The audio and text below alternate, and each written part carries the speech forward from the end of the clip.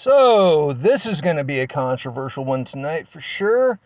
For those of you in the community, you know exactly who this is, and yes, certain issues will be brought up, certain issues will be addressed, and hopefully some hatchets will be buried and we can finally put to sleep certain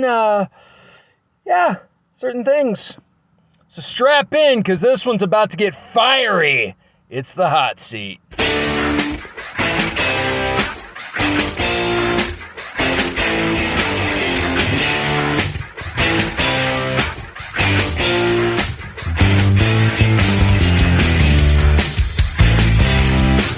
Well, ladies and gentlemen, like the intro said, tonight is a very special, highly controversial yet thought-provoking episode of the hot seat. Of course, the man in the hot seat this evening has been a lightning rod for, well, you know why. That's why we're here. And in fact, that special intro as a warning I brought up. So, good sir, if you would please introduce yourself. Baby boys, what's going on? It's your boy SKIC.88 here from Blurred Over, and I'm here in the hot seat with Mr. Ian himself. Yeah, okay. I know that we might have tricked some of y'all with that nice video intro, but hey, this man apparently has upset several people with some things he said recently on social media, and if you want to tackle that real quick, we can get into it, or we can circle the wagons back around to that and start on a different foot. A strong leg or a weak leg? Which will it be? You know what? Let's go. We can get right into it. Well, all right. You go right ahead. Or do you want me to get people caught up? Which do you feel more comfortable with? Yeah, you can only get people caught up with if you don't mind. Okay, so, of course, for those who have actually followed the gentleman in the hot seat, good old Skip, he, of course, young black visionary, social gatherer, and one of the higher ups at Blurred Over, made a TikTok that he believed would be innocent and playful enough about old collegiate fraternity. Do you want to call them chants or just cheers? Like, just yeah. I say call it a chant. Okay. Yes, he made a playful, or he believed he made a playful comment about a chant that a local fraternity house was doing that, was more within his social neck of the woods than maybe my social neck of the woods. And he thought he made an innocent comment, little bit of, haha, got you there. And then, when we caught up with him, there were death threats. Am I correct, or am I getting that mixed up with something else that happened? You're right. It was threat. Awful harmless joke. But I guess it's 2021. People are very sensitive, and you can't make any jokes anymore.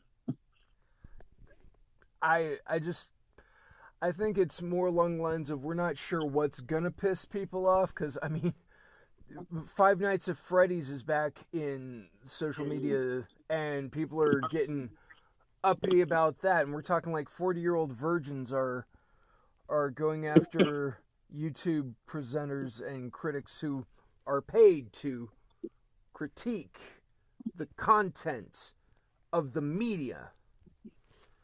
Exactly. So yeah, it's kind of crazy all over. I mean, from one standpoint, good God, did not expect you to get that kind of attention, since you've been working so hard to garner primarily positive attention with what Blurred Over is. And for those that aren't educated to this, what would that be? What is exactly Blurred Over for the audience?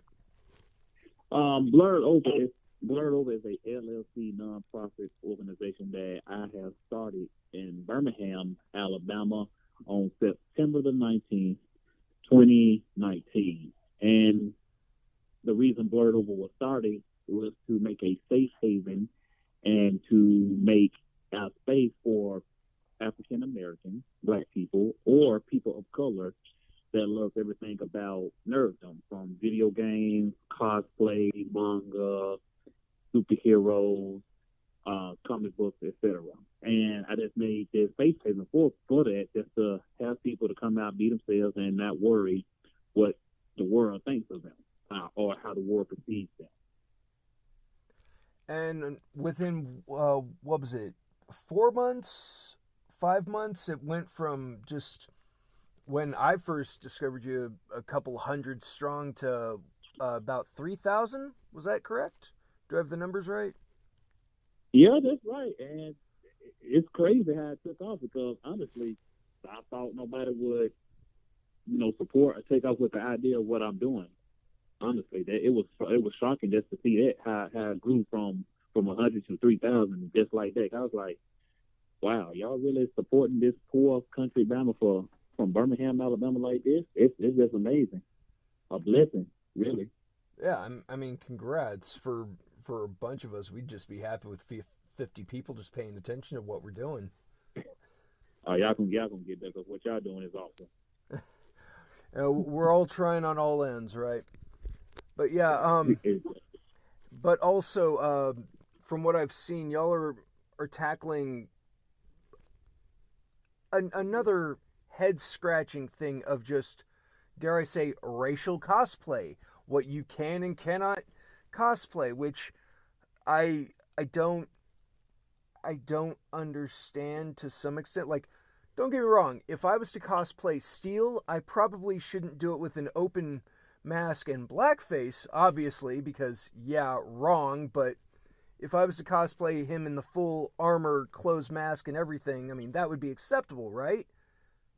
Right. And then technically you could do half mask. You don't have to paint it. You don't have to, like you say, blackface or darken your skin just to look like that character.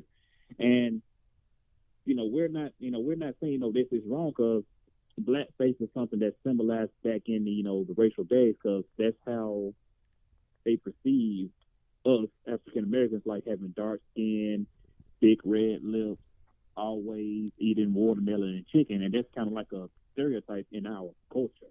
And we're just trying to make it known, you could cosplay is for everybody, and you don't have to change your skin, bleach your skin just to be a part of that cosplay. You could get close to it as you can, but just keep it respectful and keep it tasteful. Yeah. And I mean, ironically enough, with certain comic publishers, they've gone ahead and made multiracial versions of their characters. There is a black Superman. Mm-hmm. Even if you want to be Clark Kent, if someone tries to give you crap about it, you can go like, well, I'm Black Superman because there is a Black Superman. There's a Chinese Superman.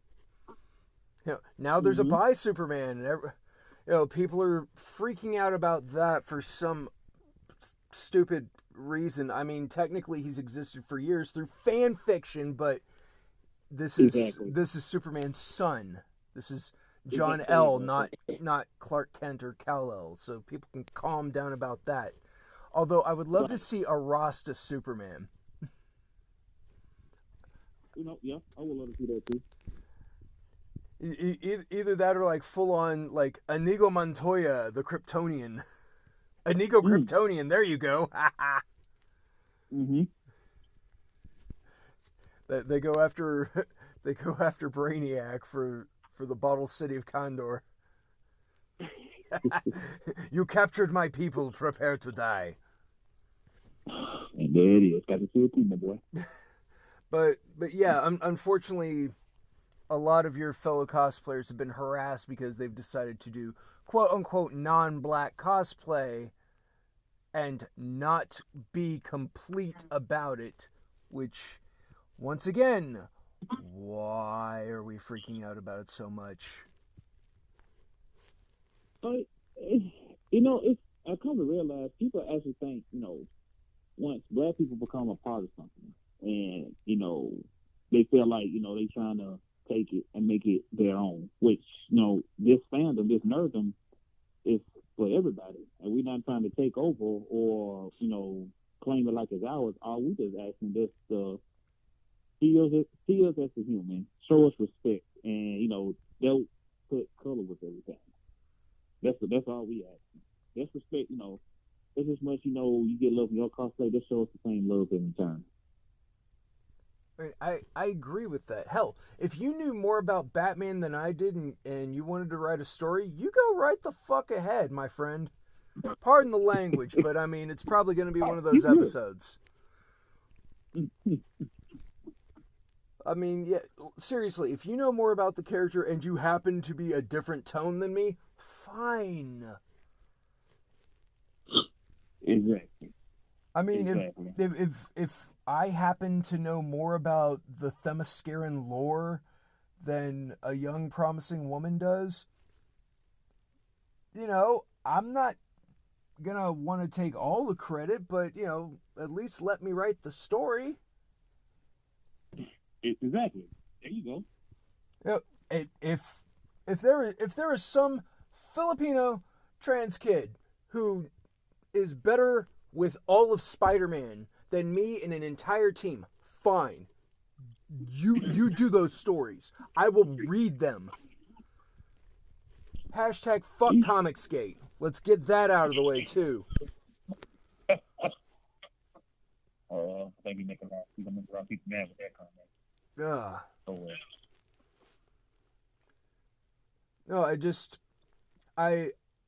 I believe inclusion comes from the people, just like you do.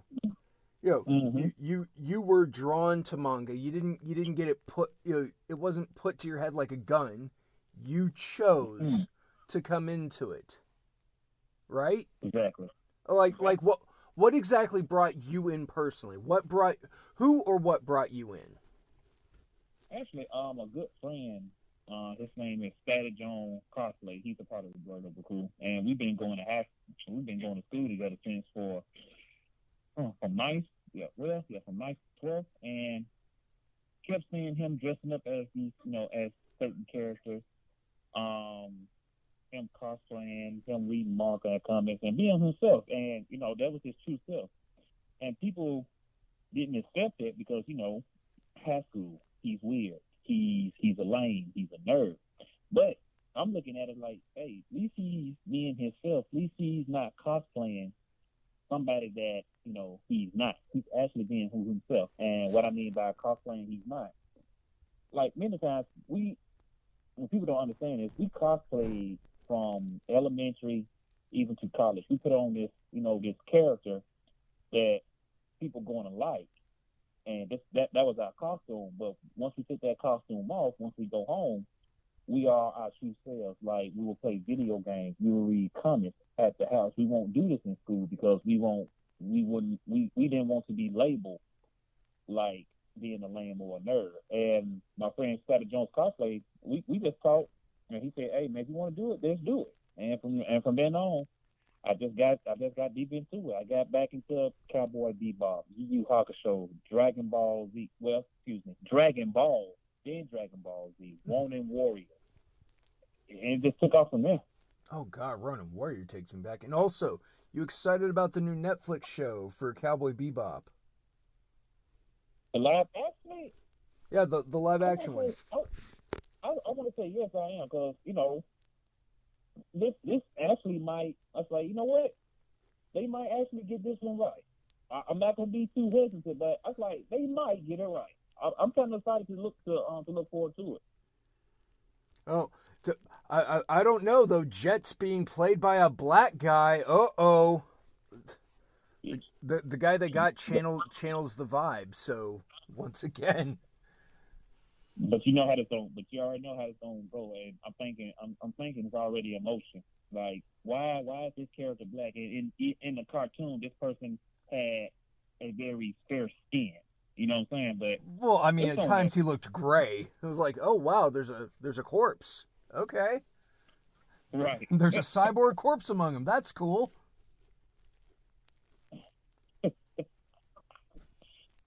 But and the live action may be good, but just because that character is black, that's gonna be the downfall of it. Like, Watch what I say. I Bro, why are you paying attention to that? This is Cowboy Bebop. Come on now. hopefully we are wrong in this. Hopefully people have grown up by the time the show debuts and they go, "Oh, it's a good show."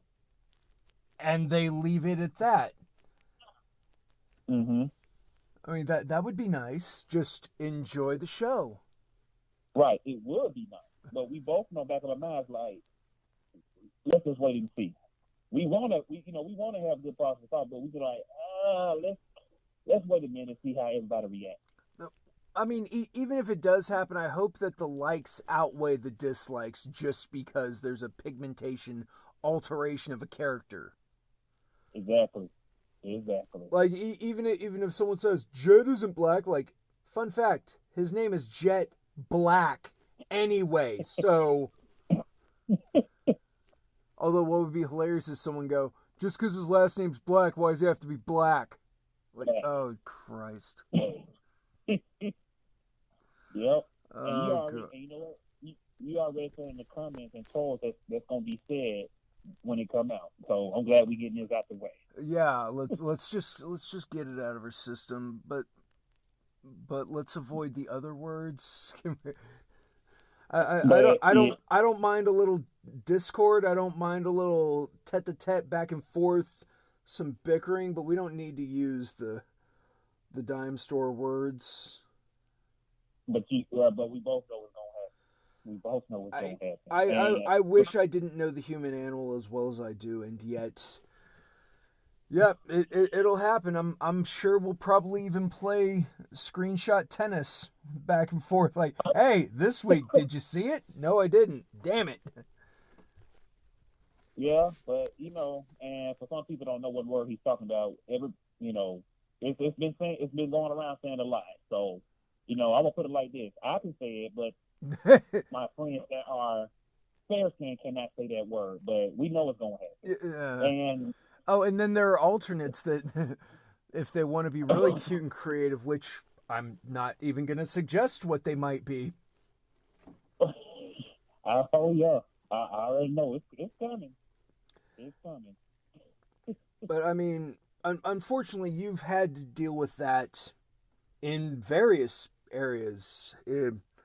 You recently had made a post on TikTok about your day job.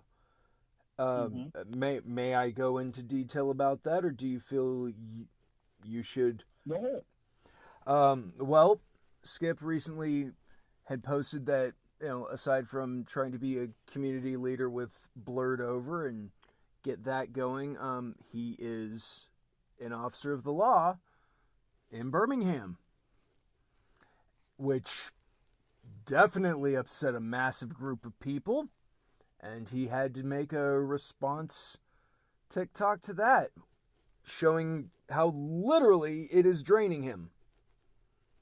Like, I saw it in your face, man. That wasn't acting. You had a rough day that day. Yeah, it was a lot. And it's hard because me being a black man in America and see what's going on in law enforcement, it's tough because you're just trying to show the world, like, not all of us operate like that. They are actually and some people ain't gonna believe this statement I'm gonna say. There are actually some good officers out there, i.e. me. I'm just one man, and a one man army can only do so much. And just by what I'm doing, being a founder of a nonprofit organization that supports African Americans and POC in the nerd community, it's difficult sometimes. And so I get it worse more than anybody because I'm a black man in America. I'm a black man in America that's an officer. I'm a black man in America that's an officer who is a nerd. So it's kind of like a three-headed sword. You got the good, you got the bad. Yeah. I mean, no. Aside from the obvious baking comments thrown your way, you've also, or I'm unfortunately going to assume. Feel free to correct me, but I'm gonna guess the letters U and T have been thrown your way Oh due yeah. to due to your choice of employment. Yep. Yeah, and I'm not gonna repeat what U and T stand for. You said UNT? The letter U I, and the letter T. I can't tell you. So what he was referring to about is Uncle Tom. So, and you know what? Let's talk about that real quick. if I mean, you people, want to, we can go ahead. if people will actually read the book about Uncle Tom's Cabin, Uncle Tom was not a sellout to his people. If people can read the book, that's not actually an insult. That's more of a, say like he's a good person. If people actually sit down and read the whole entire book, you'd be like, damn, well, we've been using this out of time all this long. It's nothing bad, it's nothing derogatory. Now, if you wanted to go there, you're supposed to call me something like Sambo. That was the one who sold out his own people. Oh, Sambo wow. was the one who did it. Wow, Sambo, we're going there. Yeah. So it was Sambo that did it. That's when, that's where the characters come in, like I said before about people doing the black face with the red lipstick, etc. That's where that comes from. Wow. So I just want to give a history lesson. I hope I didn't go too deep, so I won't get you in trouble. But The words came from you, and I was not trying to be combative when things were said, so I think we're okay. Okay. Unless they're trying to say I'm trying to get a hall pass out of this, which, no, I don't do this for a hall pass. No, but God. I'm I'm not 12. I've learned. Right. But I'm glad you're doing it because more people, we need more talks like this. This is how you mend the gap. So we know everybody can understand each other's cultures and where everybody's coming from. And if everybody would just sit down and just talk and just have, like I mean, you having a conversation and just talk and just trying to learn to understand, everything will be all right. But we so hesitant just to hold up our defenses, trying to be like, okay, I'm the bigger person. You're wrong. You agree with me. You're not always right. Instead of this, let's have a normal conversation, converse, and just talk it out. I mean, that would be wonderful. I would absolutely love that. Whether we have to break bread or hit a speed bag or whatever, so be it. Mm-hmm.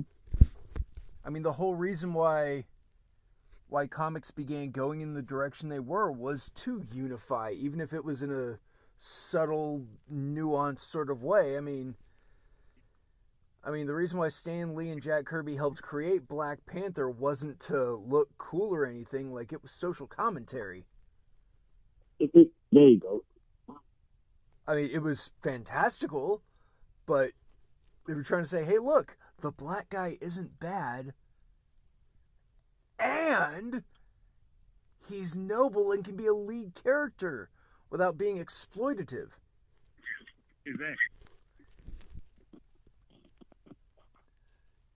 Right.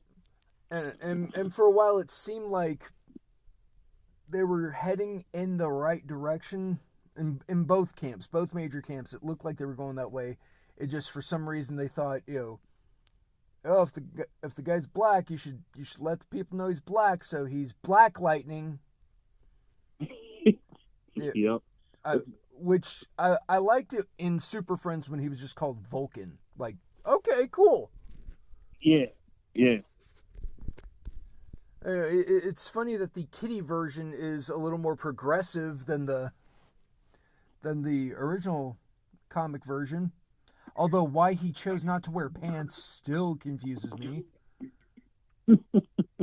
But I mean, it was either that or keep his shirt open or something. I don't know. I'm not an animator. But yeah, it seemed like for a while, black had to be a part. I mean, with Black Panther, it's obvious he's in a black costume. It Mm-hmm. looks like a panther. 2 and 2 make 4. Some of the others, it didn't quite make sense. But they tried. Yeah, no, I mean there was trying there, and it seemed like their hearts were in the right place. Mm-hmm. But it got to the point people started rolling their eyes, like, "Oh God, here comes another one."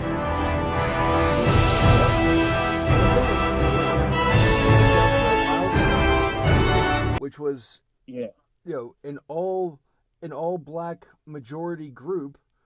And they did some really good stuff. Nice revolutionary things. They tackled a lot of subject matter that was definitely directed at certain audiences, but everyone could understand it. It wasn't like that.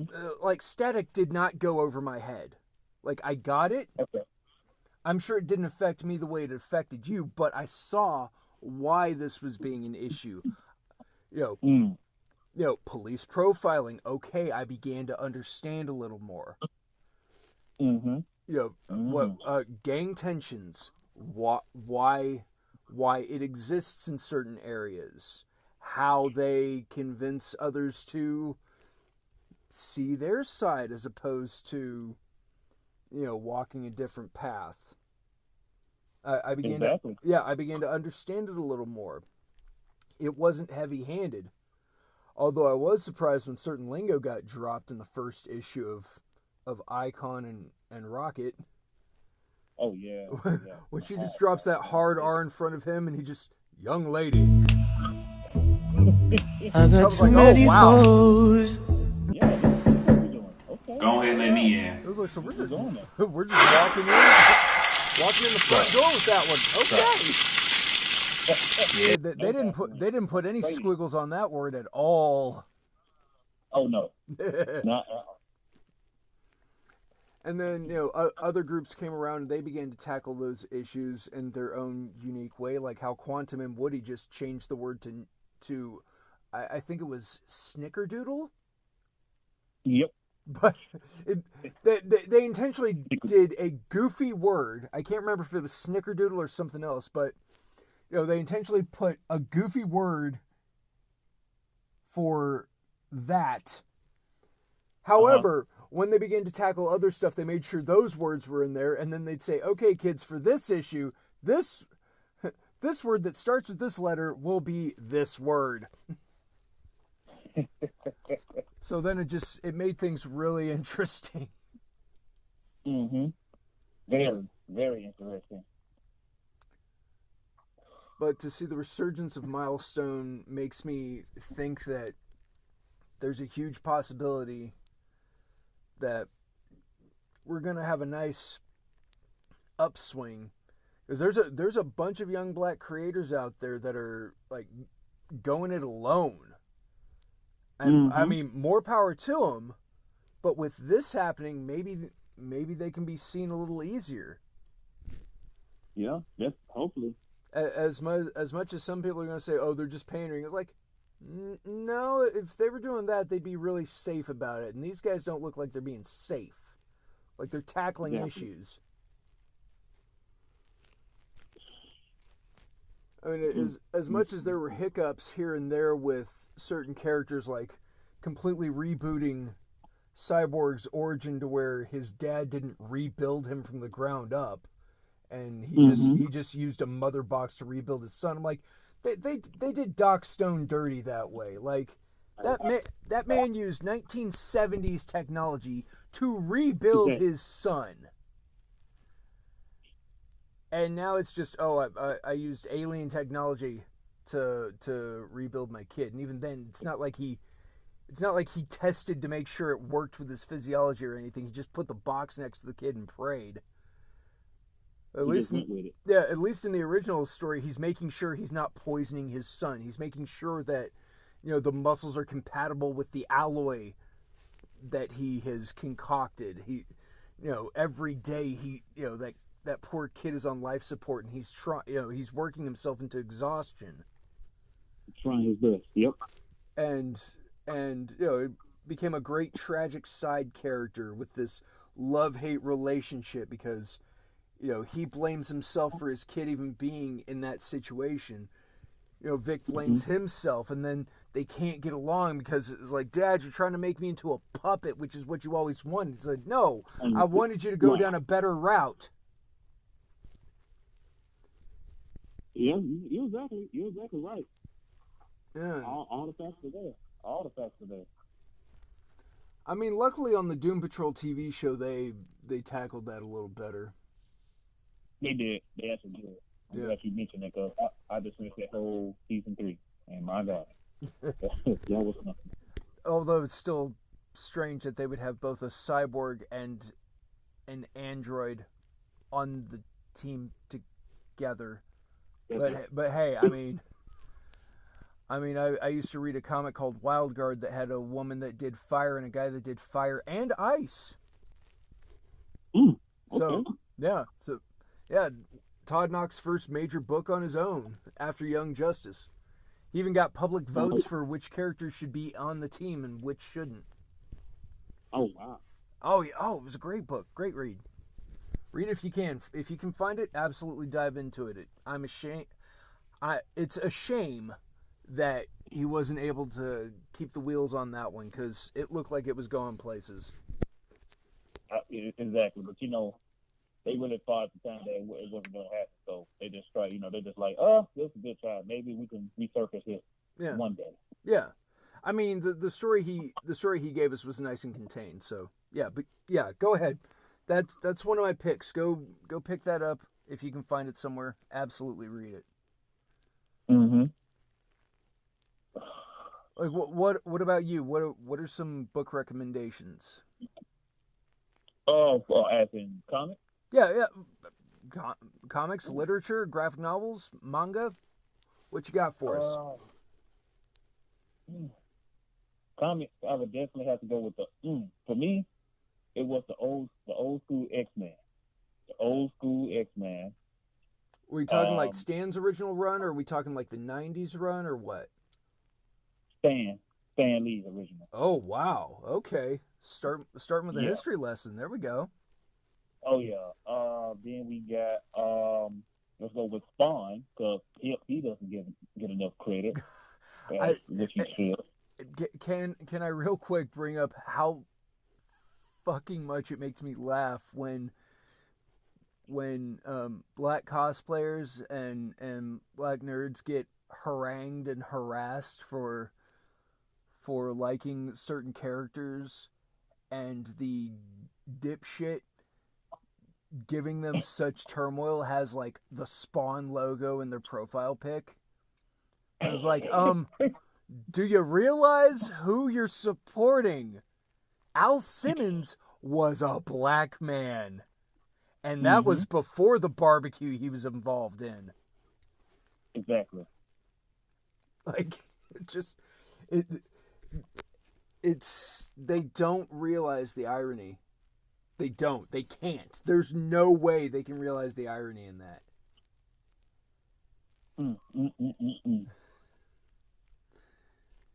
It's just one of those things, like, even today, people can't believe that a black character can be the focal point of a comic.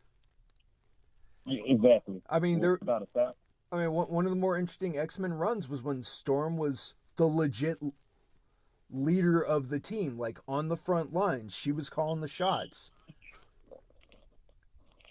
And Cyclops tried to come back, and he wasn't a dickhead about it, but he said, I need to know if you really do have it, and I need to know in the most primitive way. And they sparred, and she owned him. And he even said, yo, that one, her, yes. I can't talk about that too much because you're saying that's a black woman trying to be a leader. So people are really going to be pissed like, wait, what? So that's a whole nother subject in itself. Oh, the honky done say something controversial. I guess I can say that one, right? Yeah. You're gonna have some trolls like, hold on, how can you say this? Like you're white. It's like, well, people got the right. It's freedom of speech. That's freedom of speech. Oh yeah. Oh God. It is nice to sometimes see them roll the dice in comics, though. Like when Storm was the leader, when oh hell, there was a team called DV8. They had a black leader named Frostbite. TVA? DV8. The letter D, the letter V, and the number 8. Okay, I never heard of them before. They were the rival to Gen 13, which was the first. Okay. That was the first teen book I ever read that had a lesbian Native American, and she wasn't horribly stereotyped. Okay. I mean, her actual last name was Rainmaker, so it wasn't too bad that she went by that as a code name. No, that wasn't too bad. That was subtle. Yeah, and I mean, it made sense with what she was able to do, because she could project lightning, and then she later learned how to control weather, preferably of the storm variety. Okay. It just, while one step was rather progressive, the other was, she's of a certain ilk, so she's a naturalist and very flirtatious. So it was one step forward, half a step back. I mean, some people may say 5 steps back. It all depended on the writer after a while. Okay. But like DV8 was the rival group to them, and their leader was a young black man who did not like the situation he was put in. In fact, I think Image Comics collectively had the most black leads of teams I can think of, because you also had Stormwatch, which had Sentinel, who was kind of like Iron Man. So that was a pretty cool approach. Okay. Yeah. And then for those weird mashup crossover titles, whenever there was a big event trying to save the Image universe, people turned to Spawn. Let's jump back to him real quick.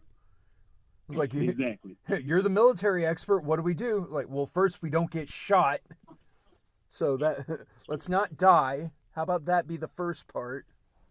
That's number one. It's like, I can take a lot of gunfire, so if you're a little fragile, get behind me. I might have to use some of my magic, but me, the dragon, will take the front. Y'all come around the sides, and we hammer them home. Sounds like a plan.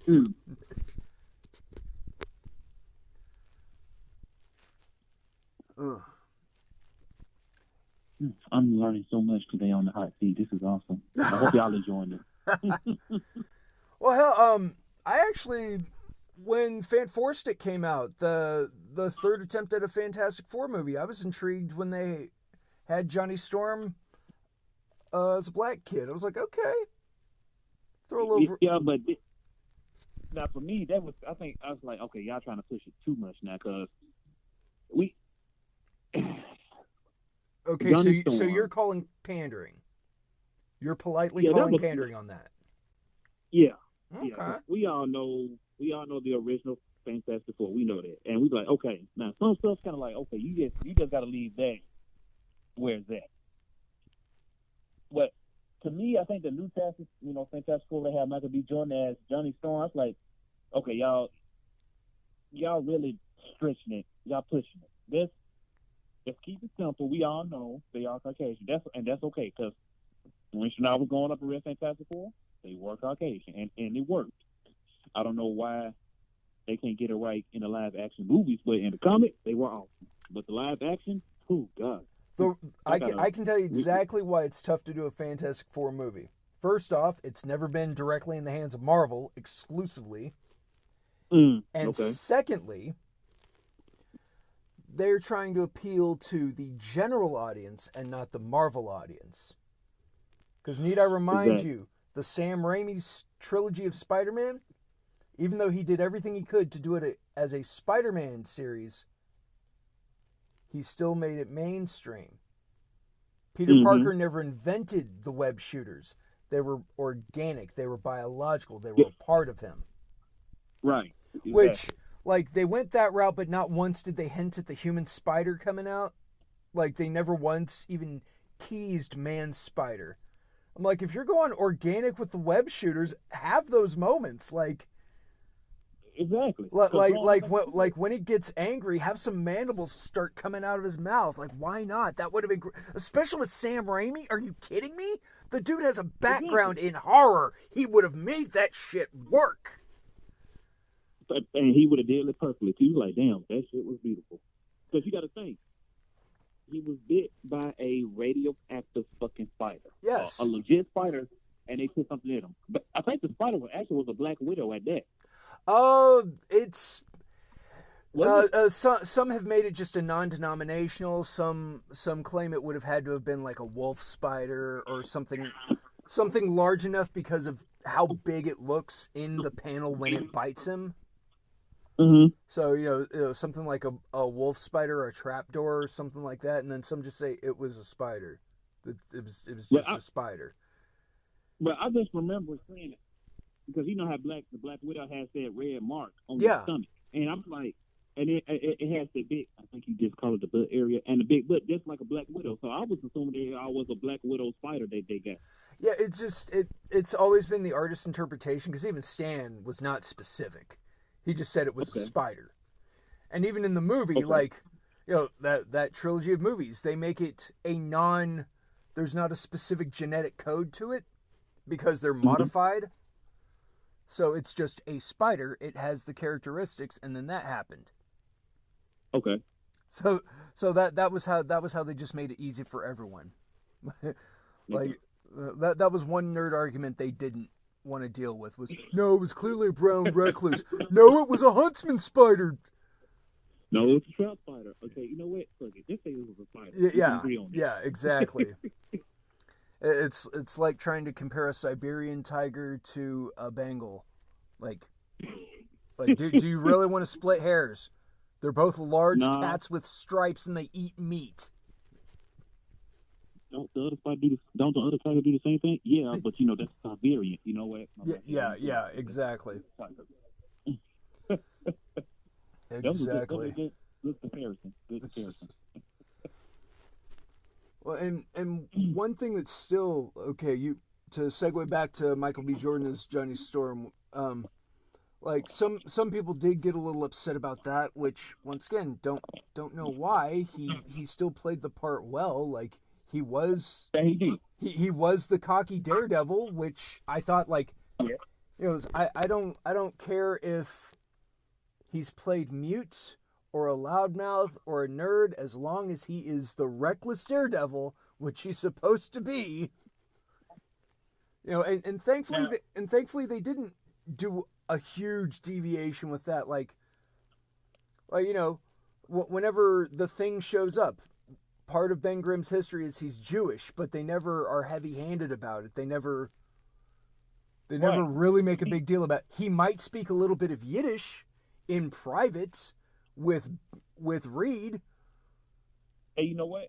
I'm glad you said that too, because now this last Fantastic Four, if they would have made each person from Mr. Fantastic to the Thing like a different ethnicity background, it could have worked. Oh, so you're saying if they went the Captain Planet route, it would have been a little better. Okay. Yeah. Because, like you said, people don't know that the Thing, he was Jewish. Yeah. Michael B. Jordan, African American. The woman could have been Native American or, you know, from the Asian community. And Mr. Fantastic, you know, could have been another, you know, Russian or some other else. And that, you know, it could have coincided like, okay, these people came from different backgrounds, but they united as one to defeat the common enemy. Okay. If that makes sense. Oh, I like that. Hey, Marvel, are you paying attention? Just saying.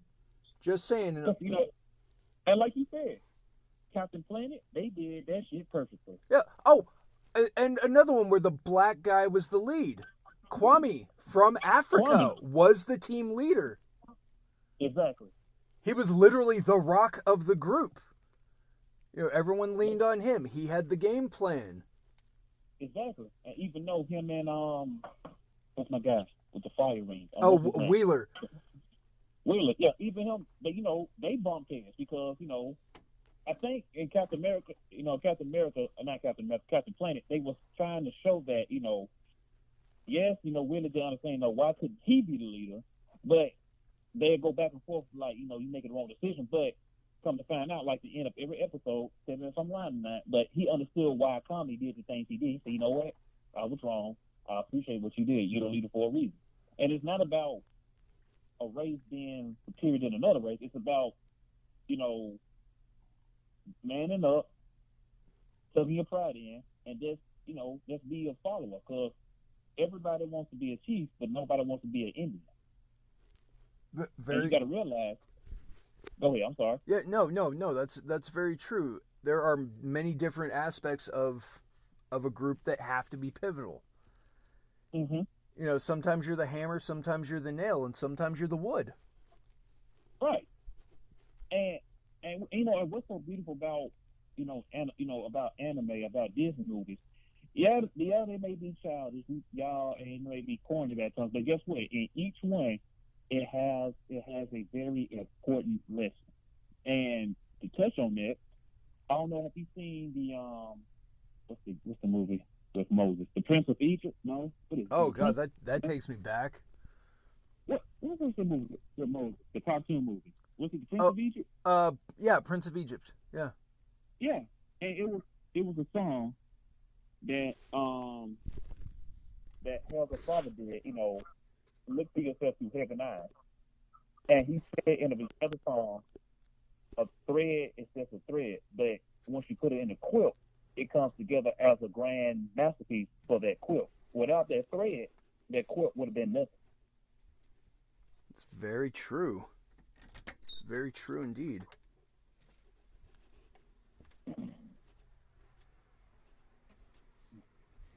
God, that's got you thinking. We can barely deep.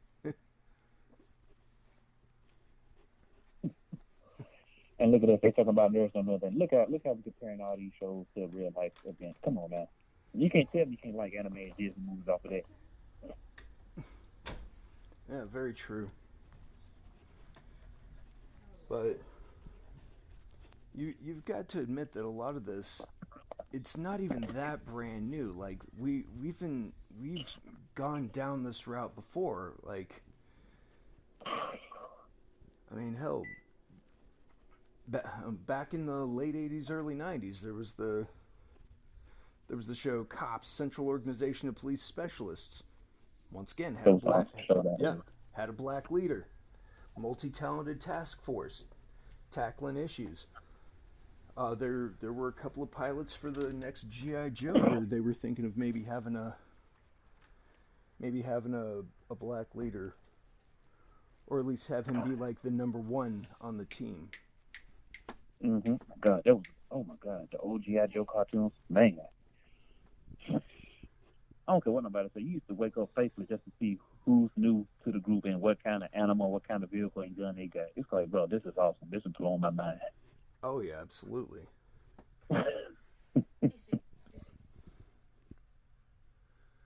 And the more you know, and knowing is half the battle. Oh, absolutely.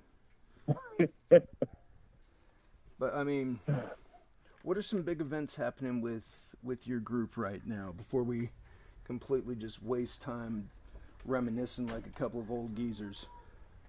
Like what's some big projects that Blurred Over is producing? Well, recently we just did a trunk or treat event with the Grab chapter, Psi Sigma chapter of Phi Beta Sigma Fraternity Incorporated. A trunk we just did that, and for some people who don't know what trunk or treat is, it's basically where you get you get your vehicles, you get candy, and you just put it. You could decorate your car, or you can't. You put candy, and you had the kids in the community to come and get some candy for Halloween. It's safe. They in a good area. Their parents with them. You can meet. You can meet the people behind the event, talk to them, take pictures, and fellowship. And so that was a good event we did. and I'm appreciative that my brothers of probably the Sigma did that, and we came together for a common cause because it was sad. It was sad to hear kids to come up to you and say, "This is how I know the world." Can I cuss on your show? Can I cuss? I don't want to be rude. Dude, I was doing it earlier. You could do. Go ahead. It's kind of fucked up that kids could come up to you and say, "I appreciate you for doing this because nobody was doing this in my community. Nobody was passing out candy." I say, what has happened to the world? You don't want to see kids dressed up in costumes come up trick or treat. You give them candy. Just to see the outfits, just to have that,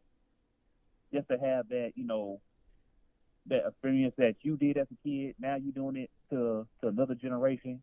What happened to that? But I'm glad that was, it was done, and it was appreciative that's to do that for the kids.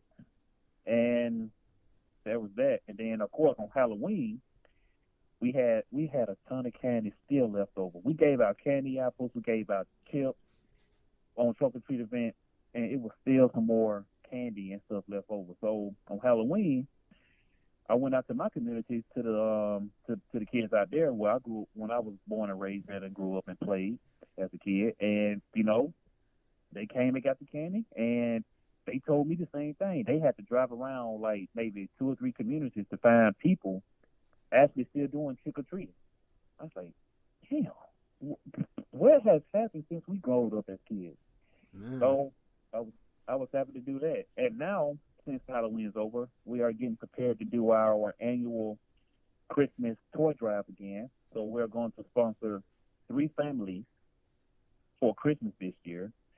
And we're going to, do gifts for like toys and clothes. And we also going to be making a basket for them to let the families have a good Christmas dinner. So perishable canned goods, turkey, so anything like that, we just want to, make that for them and have, and, bless the kids and bless the families for this Christmas.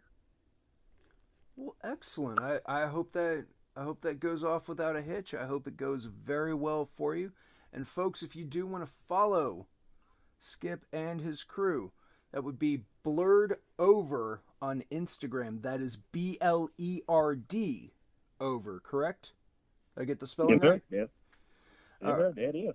All right. Are there any other places they can follow you, social media or otherwise? Yes. Facebook, Twitter. We even got a YouTube, which we got to work on. But YouTube, and also we also have a main page, which is blurredover.com. GoDaddy. So we do have a page now. So everything that you see on our Instagram page, Twitter, Facebook, YouTube is on our main page. And also, if people would like to get some merchandise of Blurred Over, all you got to do is go on Instagram, go on Facebook, and click on the link, and it will be a store that will automatically take you there to the store. So you can get shirts, hoodies, T-shirts that that say Blurred Over. And doing this, it's a company called Spring T-Shirt Company. They make the T-shirt, they make the item. So basically, you order it, they make it for you, and they do the delivery. And Blurred Over has nothing to do with that part, but our logo is on it, so they make it for you. And and on this one, I kind of help with the prices on this one, kind of make it affordable for people, because the other app I had it on, it was kind of difficult for people to pay. So I just want to be for the people that like, hey, I'm trying to work my best to knock down these prices so it can be afforded, And then also being afforded, Blurred Over is making a small profit off of it, but that profit that is being made is actually going back into the community, to the community for Blurred Over. So none of that's being spent on nothing personal. It's just being spent on more shirts, stickers, and pens, paying for conventions just to go to, just to support more, and that's it. Well, excellent. I do hope that this crusade goes on in a positive way. I do hope more people pay attention to you, and I really hope some of the negativity kind of goes away, but, that's not going to happen overnight. Well, Ian, we both know that the world feeds off of negative energy. So hey, I would love to be proven wrong for once. For once, I would love to be proven wrong in a situation like this. Just like the following day, hey, guess what, Cracker? You were wrong. We all got our shit together. Like, good. Good. That was the point.